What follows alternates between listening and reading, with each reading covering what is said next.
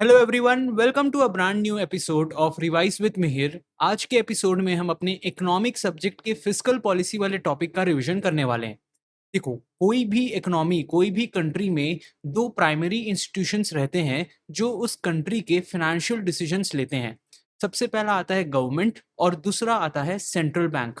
तो जो government decision लेती है ऑन टैक्सेशन एंड स्पेंडिंग, उसको अपन फिस्कल पॉलिसी बोलते हैं।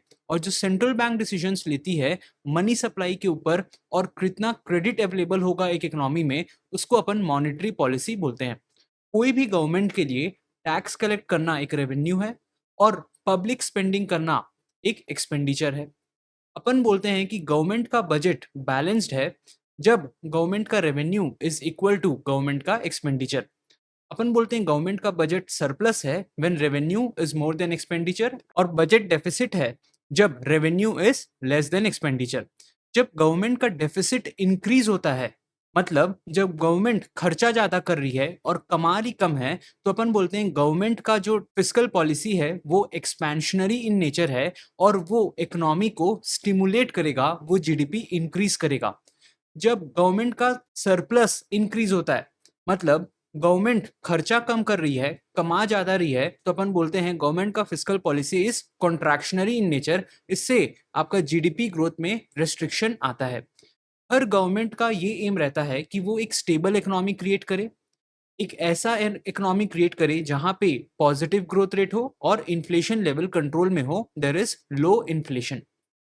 फिस्कल पॉलिसी इंप्लीमेंट करने के गवर्नमेंट के तीन मेन ऑब्जेक्टिव रहते हैं।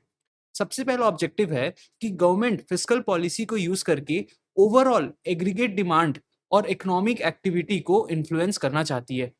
दूसरा, गवर्नमेंट फिस्कल पॉलिसी के थ्रू इनकम और वेल्थ डिस्ट्रीब्यूट करती है amongst different segments of the population. Rich को टैक्स करती है और वो पैसे को पुअर पीपल लोग को डिस्ट्रीब्यूट करती है। इससे क्या होता है, वेल्थ और इनकम रीडिस्ट्रीब्यूट होता है इकोनॉमी में। और थर्ड, गवर्नमेंट चाहती है कि जो इकोनॉमिक रिसोर्सेज हैं उसको एलोकेट कर पाए amongst different sectors and economic agents. अब अपन पढ़ेंगे कि कैसे फिस्कल पॉलिसी में चेंज होने के कारण इकोनॉमी में इफेक्ट आता है। देखो, फिस्कल पॉलिसी में जब भी चेंज आएगा तो वो सबसे पहले एग्रीगेट डिमांड को इन्फ्लुएंस करता है। एग्रीगेट डिमांड का मतलब होता है कि जो total amount companies, businesses, house holds spend करते हैं अपने डिमांड को फुलफिल करने के लिए। जब गवर्नमेंट की फिस्कल पॉलिसी एक्सपेंशनरी होती है, मतलब गवर्नमेंट खर्चा ज्यादा कर रही है और टैक्स कम कलेक्ट कर रही है, इससे क्या होगा, लोगों के हाथ में अब ज्यादा पैसा रहेगा टू स्पेंड। तो there is a rise in disposable income, जिसके लिए वो लोग अब जाके ज्यादा खर्चा करेंगे, इकोनॉमिक ग्रोथ स्टिमुलेट होगा, एम्प्लॉयमेंट लेवल बढ़ेगा इकोनॉमी में, और ओवरऑल इकोनॉमी में डिमांड स्टिमुलेट होगा, जिससे अपन रिसेशन को फाइट कर सकते हैं। बट इससे क्या होगा, गवर्नमेंट का बजट डेफिसिट जो है वो इंक्रीज होगा। इसका अपोजिट सिनेरियो, जब गवर्नमेंट की फिस्कल पॉलिसी कॉन्ट्रैक्शनरी है, मतलब गवर्नमेंट खर्चा कम कर रही है और टैक्स ज्यादा कलेक्ट कर रही है, इससे क्या होगा, disposable income will decrease, aggregate demand will decrease, economic growth और एम्प्लॉयमेंट लेवल भी कम होगा। इससे अपन, जब इकोनॉमी ओवरहीट हो जाती है, जब इकोनॉमी अपने पोटेंशियल जीडीपी से ज्यादा काम कर रही है, तो उसको अपन कंट्रोल कर सकते हैं। अपन हाई इन्फ्लेशन लेवल्स को भी कंट्रोल कर सकते हैं using a contractionary fiscal policy, and it will lead to a decrease in budget deficit और it will lead to an increase in budget surplus. अब डिफरेंट इकोनॉमिस्ट का डिफरेंट व्यू है fiscal policy के ऊपर। जो केनीजियन स्कूल ऑफ थॉट के economist हैं, वो बोलते हैं कि फिस्कल पॉलिसी को यूज करके अपन एग्रीगेट डिमांड को इफेक्ट कर सकते हैं, और ये तभी इफेक्ट कर सकते हैं जब economy is operating at less than its full capacity. जब economy is already operating at its full capacity, वहां पे फिस्कल पॉलिसी उतनी अच्छे तरीके से काम नहीं करेगी। जो मॉनिटरिस्ट इकोनॉमिस्ट हैं, उनका ये बोलना है कि फिस्कल पॉलिसी से खाली एक टेम्पोररी इफेक्ट आता है, और मॉनेटरी पॉलिसी जो है वो ज्यादा इफेक्टिव रहती है when you have to adjust inflation level. फिर आता है discretionary fiscal policy versus automatic stabilizer. देखो, अपन को ये तो समझ में आ गया कि फिस्कल पॉलिसी को यूज करके अपन इकोनॉमी को स्टेबलाइज कर सकते हैं। जब इकोनॉमी में रिसेशन चल रहा है तो हम एक एक्सपेंशनरी फिस्कल पॉलिसी लेंगे, जिससे एम्प्लॉयमेंट लेवल बढ़ेगा, इकोनॉमिक एक्टिविटी बढ़ेगा। जब पीरियड ऑफ एक्स्ट्रा बूम चल रहा है इकोनॉमी में, तो अपन एक कॉन्ट्रैक्शनरी पॉलिसी लेंगे, जिससे लोगों के पास अब स्पेंडिंग करने के लिए पैसा कम होगा और ओवरऑल इकोनॉमी को अपन कंट्रोल कर पाएंगे। जब गवर्नमेंट इंटेंशनली खुद से आके ये पॉलिसीज को अडॉप्ट करती है तो अपन बोलते हैं कि it is a case of discretionary fiscal policy.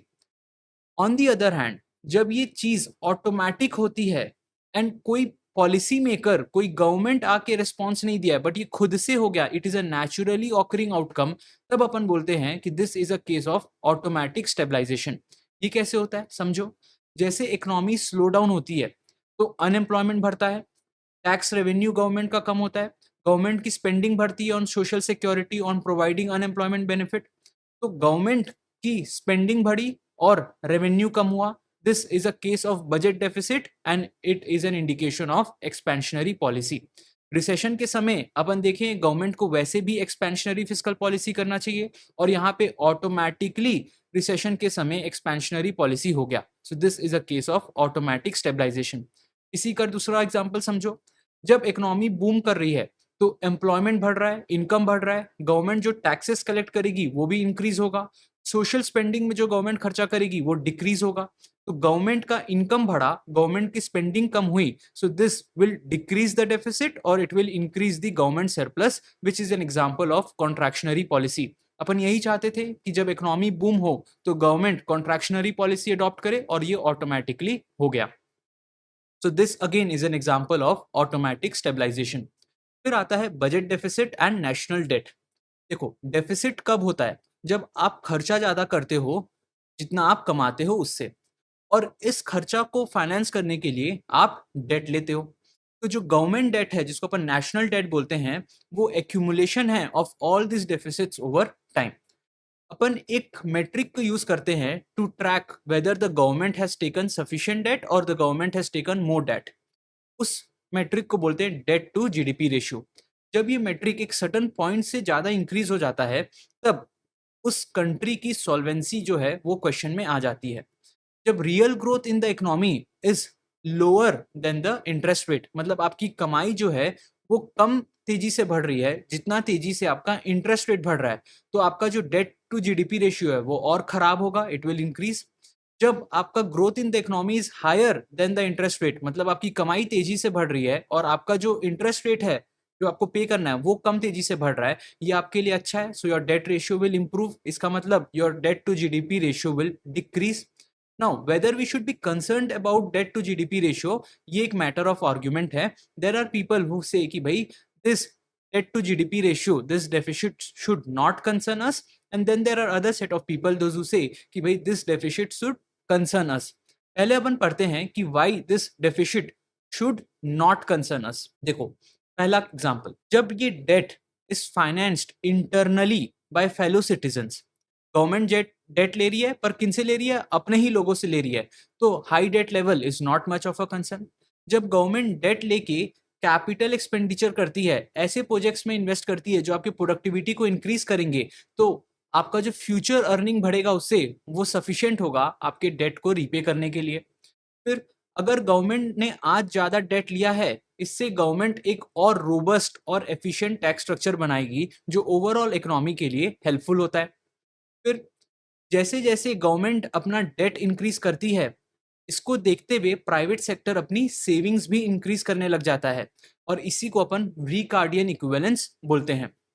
फिर जब गवर्नमेंट और आपकी इकोनॉमी फुल कैपेसिटी में ऑपरेट नहीं कर रही है और गवर्नमेंट डेट बोरो करती है और एक्सपेंड करती है, इकोनॉमिक एक्टिविटी को इंक्रीज करती है, तो इससे आपका जीडीपी में भी बूस्ट आता है। फिर ऐसे फैक्टर्स आते हैं जो बोलते हैं कि भाई आपको डेट नहीं लेना चाहिए, this deficit and debt ratio should concern you. इसके फेवर में क्या क्या आर्ग्यूमेंट्स हैं। सबसे पहला, अगर आप आज ज्यादा डेट लेते हो तो इसको रीपे करने के लिए कल आप अपने टैक्सेस को इंक्रीज करोगे। जब आप टैक्सेस को इंक्रीज करोगे so it will disincentivize people to work, और लोग एंटरप्रेन्योरशिप फॉलो नहीं करेंगे क्योंकि उनको लग रहा है हमको तो सारा पैसा टैक्स में देना है, जिससे आपकी इकोनॉमिक एक्टिविटी जो है वो कम होगी। फिर जैसे जैसे आप डेट लोगे उतना आपका लॉस ऑफ कॉन्फिडेंस होता है among the public, you will have to print more money and जिसके कारण आपका इन्फ्लेशन भी बढ़ेगा।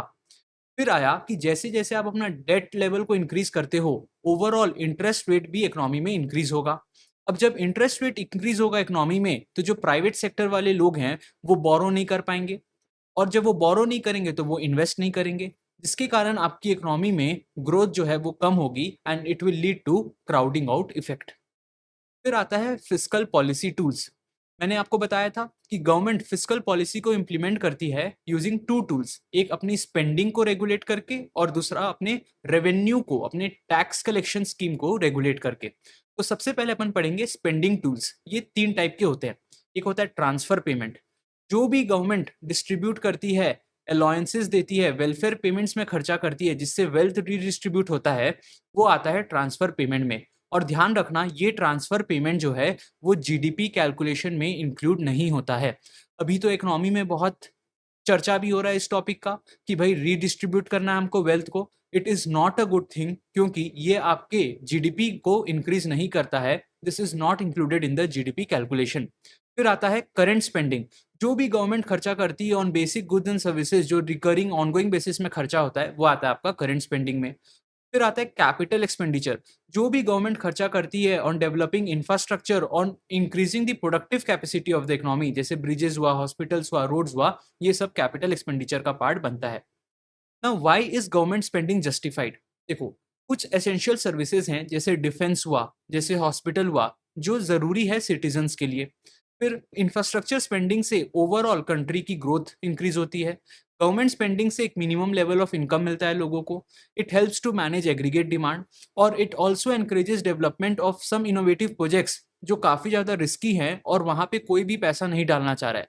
वहां पे गवर्नमेंट सब्सिडी दे के, स्पेंड करके उन प्रोजेक्ट्स को भी डेवलपमेंट को दिख सकती है। फिर आता है रेवेन्यू टूल्स। रेवेन्यू टूल्स दो टाइप के होते हैं, एक होता है डायरेक्ट टैक्सेस और एक होता है इनडायरेक्ट टैक्सेस। डायरेक्ट टैक्सेस वो टैक्सेस हैं जो आपके इनकम के ऊपर लगते हैं, जो आपकी वेल्थ के ऊपर, जो आपके प्रॉफिट के ऊपर लगते हैं। इससे क्या होता है कि गवर्नमेंट को रेवेन्यू मिलता है और वेल्थ भी रीडिस्ट्रीब्यूट होता है। इनडायरेक्ट टैक्सेस वो टैक्सेस हैं जो आपके खर्चों के ऊपर लगते हैं, और spending on goods and services, जैसे वैट हुआ, जीएसटी हुआ। इससे अपन consumption of goods and services को रेगुलेट कर सकते हैं, जैसे fuel consumption, tobacco consumption. Now हर एक टैक्स पॉलिसी के 4 डिजायरेबल एट्रीब्यूट्स होते हैं कि कोई भी टैक्स पॉलिसी इन 4 तरीकों से, इन 4 एट्रीब्यूट्स को तो फॉलो करनी चाहिए। सबसे पहला आता है simplicity. Your tax law should be very much simple. दूसरा आता है efficiency. It should be efficient. जितना आप कलेक्ट कर रहे हो पूरा पैसा आपके पास आना चाहिए। It should not disincentivize people to work. फिर आता है fairness. The tax law should be fair to everyone. यहाँ पे ना दो कंसेप्ट आता है, एक आता है हॉरिजॉन्टल इक्विटी का, एक आता है वर्टिकल इक्विटी का। हॉरिजॉन्टल इक्विटी बोलता है कि जो पीपल इन सिमिलर सिचुएशंस हैं they should pay similar taxes. Vertical equity बोलता है कि नहीं, rich people should pay more taxes. और फोर्थ आता है sufficiency. your revenue that you are collecting through taxes, it should be sufficient enough to meet all the expenditure of your government. Now what are the advantages of fiscal policy tools? देखो, indirect taxes को अपन बहुत quickly implement कर सकते हैं। Government तुरंत revenue generate कर सकती है without incurring any extra cost. Social policies जैसे डिस्करेजिंग हुआ अल्कोहल यूज, ये सब से अपन सिंफुल एक्टिविटीज को कम कर सकते हैं। फिर आता है डिसएडवांटेजेस क्या हैं। डायरेक्ट टैक्सेस को इंप्लीमेंट करना काफी ज्यादा डिफिकल्ट होता है और उनको चेंज भी करने में काफी प्रॉब्लम आती है। और जो गवर्नमेंट कैपिटल स्पेंडिंग करती है ना, इसको इंप्लीमेंट होने में, इसको फॉर्मुलेट होने में, इसका इम्पैक्ट देखने में काफी लंबा समय चला जाता है। It takes a very longer time for its impact to be visible. फिर कंसेप्ट आता है फिस्कल मल्टीप्लायर का। ये तो अपन को समझ में आ गया कि बजट डेफिसिट के चेंज होने से अपनी इकोनॉमिक एक्टिविटी भी चेंज होती है। फिस्कल मल्टीप्लायर ये बोलता है कि अगर गवर्नमेंट 1 रुपया से अपना एक्सपेंडिचर बढ़ाती है, तो उसका मल्टीप्लाइड इफेक्ट, उसका एम्पलीफाइड इफेक्ट देखने को मिलता है ओवरऑल कंट्री के इनकम में। मतलब जब गवर्नमेंट 1 रुपए से अपना एक्सपेंडिचर बढ़ाई तो वो 1 रुपीज किसी का इनकम बना। फिर वो इंसान जब स्पेंड करता है तो वो अगेन किसी का इनकम बनता है, एंड इस लाइक वाइज अपन को एक मल्टीप्लाइड इफेक्ट देखने को मिलता है of the initial government spending. Now your multiplying effect depends on 2 things. First, marginal propensity to consume, and दूसरा tax rate. Marginal propensity to consume का मतलब है कि आपकी इनकम का आप कितना पार्ट जाके स्पेंड करते हो। मतलब if MPC is 0.8, let's say, मतलब for every 100 rupees that you are earning, you are going to spend 80 rupees and you are going to save 20 rupees. So this 20 rupees that you saved becomes your marginal propensity to save. So MPC plus MPS it will always be equal to 1. आप physical multiplier निकाल सकते हो 2 step से. सबसे पहले आप net MPC निकालो, MPC which is net of tax. तो MPC into 1 minus tax rate करना, आपको नेट MPC ऑफ टैक्स आ जाएगा. फिर आप फिजिकल मल्टीप्लायर निकालना using the formula 1 by 1 minus MPC net of tax. ये ध्यान रखना कि जो आपका फिजिकल मल्टीप्लायर है वो इनवर्सली रिलेटेड है टू टैक्स रेट. जितना गवर्नमेंट कम टैक्स कलेक्ट करेगी उतना लोग ज्यादा स्पेंड करेंगे, उतना तेजी से मल्टीप्लाई होगा लोगों का इनकम. और it is directly related to marginal propensity to consume. जितना लोग कंज्यूम करेंगे उतना तेजी से फिजिकल आपका फाइनेंशियल मल्टीप्लाई होगा. फिर आता है balanced budget multiplier. Balanced budget multiplier ये बोलता है कि अगर गवर्नमेंट ने 100 रुपीज से अपनी स्पेंडिंग को इंक्रीज करी, तो गवर्नमेंट को तो अपना बजट बैलेंस करके चलना है. तो गवर्नमेंट क्या करती है, 100 रुपीज से टैक्स भी इंक्रीज कर देती है. तो जो टैक्स 100 रुपीज से इंक्रीज हुआ उसका क्या इम्पैक्ट होगा ओवरऑल एग्रीगेट डिमांड में, वो कैलकुलेट करने में अपन को हेल्प करता है. ये अपन कैलकुलेट कर सकते हैं using the formula 100 into MPC into physical multiplier. फिर आता है फिजिकल पॉलिसी इंप्लीमेंटेशन में क्या क्या प्रॉब्लम्स देखने को मिलता है. अपन को ये बात समझ में आई कि जो स्पेंडिंग टूल्स होती है गवर्नमेंट की, ये ज्यादा इफेक्टिव होती है in influencing the aggregate demand rather than taxation tools. ऐसा क्यों होता है? क्योंकि जब गवर्नमेंट टैक्सेस को कम करती है तो लोगों के पास जो एक्स्ट्रा टैक्स सेविंग्स होती है ना, उससे लोग जाके खर्चा नहीं करते हैं, उसको अपने पास सेव करके रखते हैं. बट गवर्नमेंट जब जाके खर्चा करती है तो उससे ओवरऑल इकोनॉमी के स्पेंडिंग में ज्यादा बूस्ट आता है. देयर आर प्राइमरीली 3 डिफिकल्टीज जो अपन फेस करते हैं while we are implementing a physical policy. सबसे पहले आता है रिकॉग्निशन लैग. मतलब जब अपन इकोनॉमी को समझते हैं और रिकॉग्नाइज करते हैं कि हाँ एक प्रॉब्लम है, इसमें काफी ज्यादा समय चला जाता है, इसको अपन रिकॉग्निशन लैग बोलते हैं. जब अपन ये रिकॉग्नाइज करें कि हाँ इकोनॉमी में प्रॉब्लम है और उस प्रॉब्लम को सॉल्व करने के लिए जो टाइम अपन लेते हैं to discuss, to frame a policy and to implement it, उसमें जो टाइम जाता है उसको अपन बोलते हैं एक्शन लैग. फिर आता है इम्पैक्ट लैग. अपन लोग ने एक एक्शन लिया और उसको इम्प्लीमेंट किया, उस एक्शन का इम्पैक्ट देखने में भी कुछ समय चला जाता है, उसको अपन बोलते हैं इम्पैक्ट लैग. और इन लैग्स के कारण एक फिजिकल पॉलिसी जो है वो थोड़ी कम इफेक्टिव बनती है. और भी कुछ पॉलिसी प्रॉब्लम्स हैं जो अपन को देखने को मिलते हैं when we are implementing a physical policy. जैसे it can not address multiple problems at the same time. दूसरा क्राउडिंग आउट इफेक्ट आता है. गवर्नमेंट जब ज्यादा बोरोइंग करती है तो इंटरेस्ट रेट बढ़ता है. जब इंटरेस्ट रेट बढ़ता है तो प्राइवेट सेक्टर बोरो नहीं कर पाता, पैसा इन्वेस्ट नहीं कर पाता. इसी को अपन क्राउडिंग आउट इफेक्ट बोलते हैं.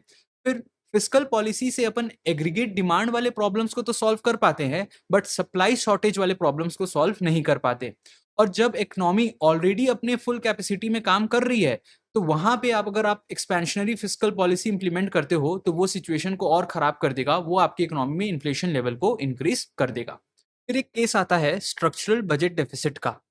ये अपन को समझ में आया कि हर बार जब अपन को बजट डेफिसिट देखने को मिलता है तो वो जरूरी नहीं है कि गवर्नमेंट ने आके अपने डिस्क्रिशन में उस डेफिसिट को इम्प्लीमेंट किया है, अपने इंटेंशनली आके डेफिसिट को इंक्रीज किया है.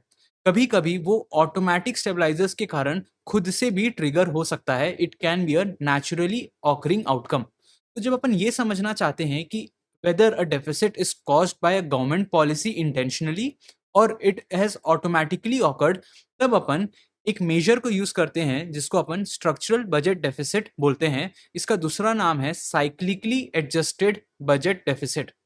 यहाँ अपन कैलकुलेट करते हैं कि अगर मेरी इकोनॉमी फुल एम्प्लॉयमेंट में होती, पूरे अपने नॉर्मल साइकिल में होती, तो कितना डेफिसिट होता. मतलब जब अपन अपने डेफिसिट से साइकिल का इफेक्ट को रिमूव कर देते हैं तो जो अपन को डेफिसिट मिलता है उसको अपन स्ट्रक्चरल बजट डेफिसिट बोलते हैं. और उसको यूज करके अपन आइडेंटिफाई कर सकते हैं कि कितना portion is a result of discretion and कितना portion is a result of naturally occurring outcome.